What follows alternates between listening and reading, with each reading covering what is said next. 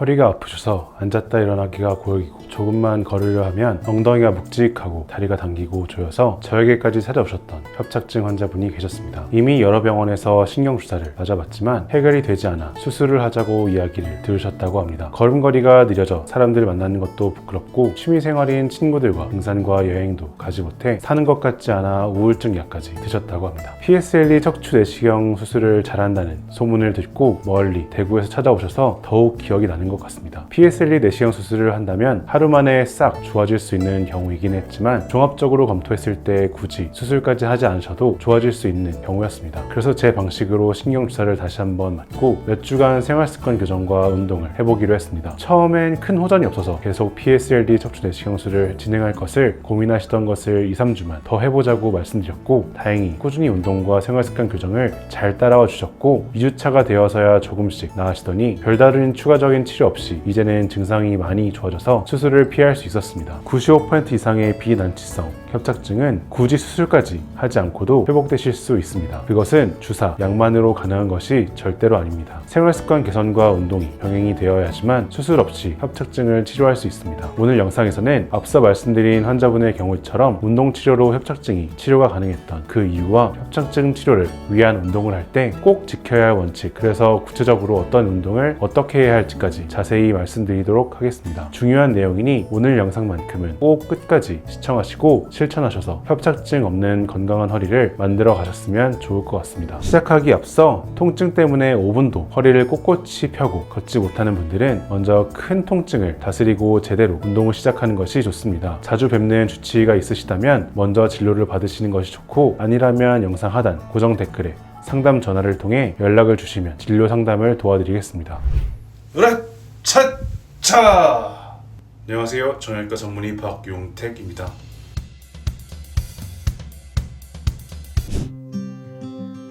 협착증의 발병 및 난치성 협착증으로의 악화는 허리에 가해지는 중력 방향의 손상과 피로가 누적되고 누적된 손상이 제대로 회복되지 못하기 때문에 발생하게 됩니다. 운동은 다음 대표적인 5가지 이유로 협착증을 치료하고 그 악화를 막는데요. 첫 번째, 체중이 줄어듭니다. 즉 중력 방향에 절대적인 힘이 줄어듭니다. 두 번째, 허리 근육의 긴장이 풀립니다. 허리 근육이 긴장되고 굳어 있으면 이로 인해서도 중력 방향의 힘이 더 가해집니다. 허리 근육이 긴장되고 굳은 것을 풀어주면 허리로 가는 손상이 줄어들게 됩니다. 세 번째, 허리 근육과 뼈가 강화됩니다. 같은 체중과 근육의 과긴장 상태이더라도 근육과 뼈가 충분히 튼튼하다면 그 무게를 척추와 같이 받쳐줄 수 있게 됩니다. 결과적으로 척추에 가해지는 손상이 줄어듭니다. 네 번째, 요추 전만 상태를 강화합니다. 같은 중력 방향의 무게를 견디더라도 허리의 정상적인 C자 커브가 잘 유지된 상태에서는 무게를 더 잘 견딜 수 있습니다. 적절한 운동은 이 요추 전만 상태를 더 잘 유지될 수 있게 허리의 밸런스를 잘 잡히게 해줌으로써 손상으로 인한 허리의 노화를 막습니다. 다섯 번째, 척추의 혈류를 개선합니다. 허리가 일시적으로 손상이 되더라도 손상으로 인한 피로물질이 잘 빠져나가고 재생을 위한 염증세포와 재생의 재료가 되는 영양물질의 전달이 잘 된다면, 그리고 그 상태에서 운동과 운동 사이에 충분히 회복할 수 있게 휴식을 잘 취해준다면 허리가 조금 손상이 되었다 손치더라도 보통은 잘 회복될 수 있습니다. 운동은 그 혈류를 개선함으로써 허리의 회복을 돕습니다. 이런 주요 5가지 기전들을 제외하고도 운동은 척추의 유연성을 확보해 같은 무게에도 더 잘 견딜 수 있게 해주며 감정적인 스트레스도 감소시켜 디스크 및 협착증으로 인한 신경 증상의 개선에도 도움을 줍니다.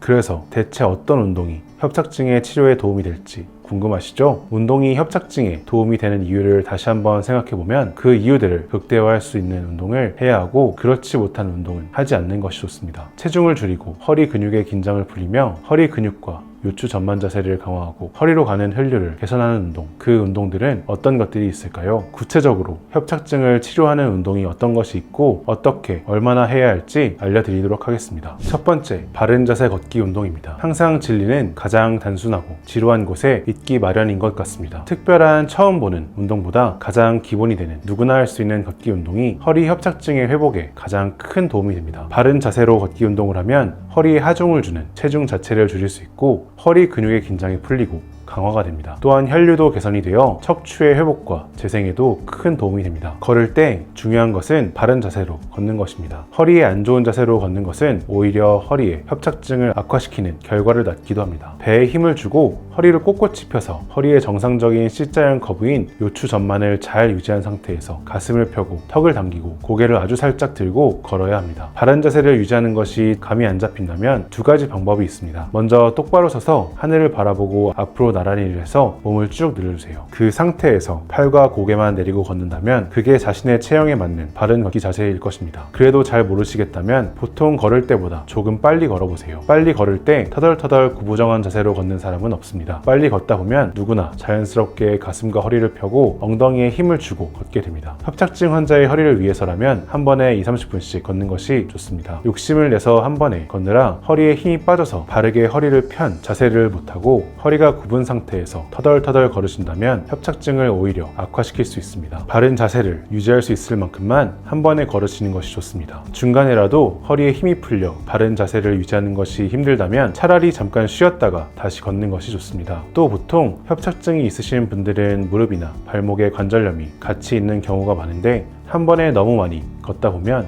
허리는 좋아질지언정 관절염이 악화되기도 하니 욕심이 난다면 한 번에 20-30분씩 두세 번에 나누어서 걷기와 걷기 사이에 충분한 휴식을 하며 걷기 운동을 하는 것이 가장 좋습니다. 허벅지와 엉덩이는 제2의 심장이라는 말이 있습니다. 혈류가 좋아야 척추 협착증이 회복과 재생이 되는데 허벅지, 엉덩이 근육을 발달시키는 하프 스쿼트가 도움이 됩니다. 특별한 운동은 아니고 반만 앉았다가 일어나는 운동이라고 생각하시면 편합니다. 하프 스쿼트로 엉덩이 근육이 강화된다면 척추를 보호하는 근막인 흉요근막 역시 탄탄해지고 척추 기립근이 강화되어 허리가 잘 손상되지 않게 되고 요추 전만이 자연스럽게 잘 유지가 될 수 있게 할 수 있습니다. 먼저 요추 전만을 유지한 상태로 똑바로 서주세요. 가슴과 허리를 똑바로 편 상태를 유지하며 엉덩이를 최대한 뒤로 빼서 반만 앉았다가 일어나는 것입니다. 허벅지와 종아리의 각도가 90도 이상 내려가지 않게 엉덩이를 최대한 뒤로 뺐다는 느낌이 들 정도만 앉았다가 더 이상 엉덩이를 뒤로 빼기 힘들면 그대로 일어나시면 됩니다. 처음에 잘 안 된다면 넘어질 위험이 있으니 처음 시작할 때는 침대나 소파 앞에서 해보시고 힘이 붙어서 원활히 가능해진 이후에는 다른 장소에서도 운동을 해주시는 것이 안전한 방법일 것 같습니다. 중요한 것은 너무 푹 앉아버린다면 골반이 앞으로 말리며 요추 전만이 무너져 오히려 허리에 부담이 될 수 있으니 반만 앉았다가 다시 일어나는 것을 꼭 지켜주세요. 또 너무 푹 앉는 자세는 무릎 관절에도 손상을 줄 수 있습니다. 한 번에 30번씩 3세트씩 아침 저녁으로 해주세요. 척추의 코어 근육을 강화하는 또 다른 운동으로 맥길 박사의 3대 운동 중 하나인 버드독 운동을 하시는 것이 좋습니다. 손은 어깨 아래, 무릎은 골반 아래 위치하며 네발 기기 자세를 만듭니다. 교차된 팔다리를 몸의 일직선 방향으로 들어서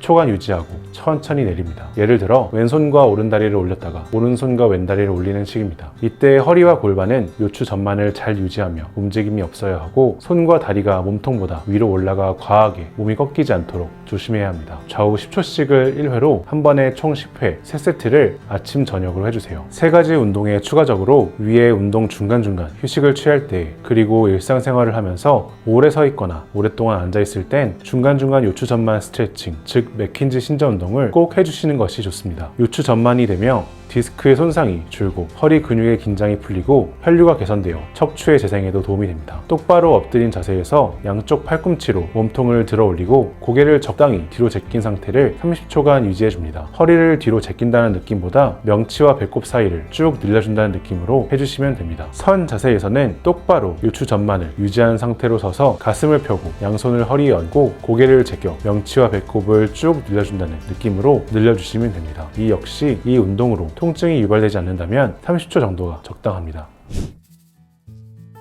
생각보다 운동들이 어렵거나 복잡하지 않죠? 하지만 운동을 잘 알려드리고 실천까지 해도 오히려 안 좋아지시는 분들이 있습니다. 그런 분들은 운동으로 해결되기 힘들 정도로 병이 진행된 난치성 협착증의 경우도 있지만 운동을 할 때 꼭 지켜야 할 기본적인 원칙들을 지키지 않아서 그럴 때가 더 많습니다. 운동으로 협착증을 극복하려고 할 때 꼭 지켜야 할 세 가지 원칙을 반드시 기억해 주세요. 첫 번째, 절대로 아픈 것을 이겨내고 운동하지 말 것. 운동으로 인해서 혹은 운동 중 특정 동작으로 인해서 통증 통증이 유발된다면 아무리 세계에서 제일 좋은 운동이라는 것이 증명된 운동이라고 하더라도 일단 당장 해당 운동을 더 이상 하지 않는 것이 좋습니다. 사람마다 척추의 상태와 기본적인 근골격의 모양이 다르기 때문에 절대적으로 모든 사람에게 맞는 운동 처방은 없습니다. 통증이라는 것은 우리 몸 안에 무언가 손상되고 있다고 알려주는 그런 신호이기도 합니다. 특정 동작으로 통증이 혹은 저림 등의 증상이 유발된다는 것은 그 동작이 내 몸을 손상시키고 있다는 증거일 수도 있습니다. 두 번째, 운동은 적게 하더라도 바르게 하는 것이 많이 오래 하는 것보다 중요합니다. 걷기, 하프 스쿼트, 버드독 운동이 아무리 좋다고 하더라도 자세를 잘못하여 허리를 숙여 터덜터덜 걷거나 쪼그려 앉듯 푹 앉는 스쿼트를 요추 전만이 무너진 상태에서 한다거나 골반이 말린 상태에서 버드독을 하는 등 자세를 잘못한다면 오히려 협착증을 악화시킬 수 있습니다. 보통 운동을 알려드리면 잘 이해를 못하셔서 잘못된 자세로 하시는 경우는 많지 않습니다. 보통 운동을 하는 과정에 허리 근육에 힘이 빠져서 자세가 무너졌는데도 불구하고 그 상태에서 욕심을 내서 운동을 더 하려다가 탈이 나는 경우가 더 많습니다. 특히나 허리를 위한 운동은 한 번에 3-4번밖에 못하더라도 제대로 하고 충분한 휴식을 취한 이후에 자세를 바로잡고 다시 시작하는 것이 좋습니다. 그리고 바른 자세 운동이 힘들 정도로 통증이 있고 운동이 통증을 유발하는 정도라면 병원을 찾아 주사나 약물 등의 치료로 먼저 큰 증상을 다스린 이후에 운동을 할 수 있는 몸 상태를 만드는 것이 우선일 것입니다. 세 번째, 운동 이후엔 충분한 휴식과 영양 섭취를 할 것. 특히나 근육을 키우는 운동은 견딜 수 있을 정도의 미세 손상을 줘서 그 손상이 회복되면서 우리 몸을 강하게 합니다. 욕심을 내서 제대로 쉬지 않거나 식사를 제대로 하지 않는다면 그 효과를 충분히 보지 못할 뿐만 아니라 오히려 협착증을 악화시키는 결과를 초래하기도 합니다. 하루 8시간 이상의 충분한 수면과 일하거나 운동하는 순간 외에는 누워서 허리의 긴장을 풀고 쉬어주시고 어느 정도의 단백질이 포함된 식사, 오메가3가 풍부한 연어, 고등어, 호두 등을 챙겨 드시고 비타민 D, 칼슘 영양제 정도를 섭취해 주시면 좋을 것 같습니다.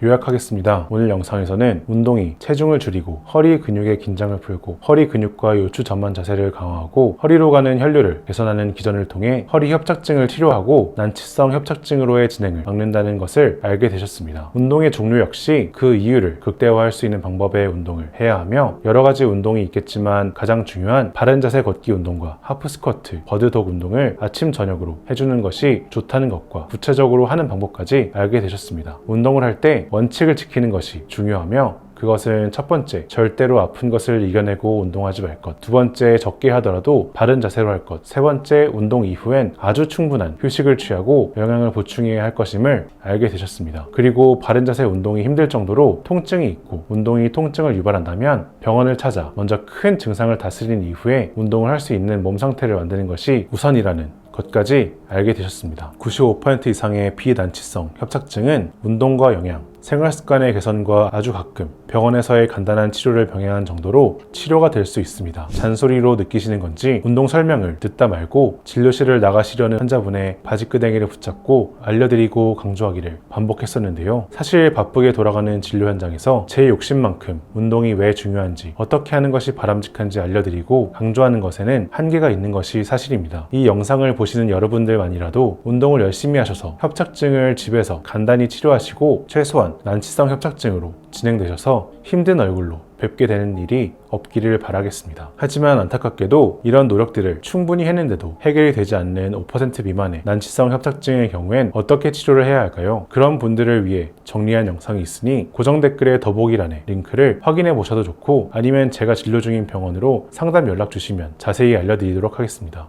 척추와 관절의 질환으로 고생하시는 분들을 위해 도움이 되는 영상을 제작하고 있습니다. 고생하시는 분들께 영상이 널리 닿을 수 있도록 구독과 좋아요 부탁드리겠습니다. 감사합니다. 정형외과 전문의 으라차차 박선생 박용택이었습니다.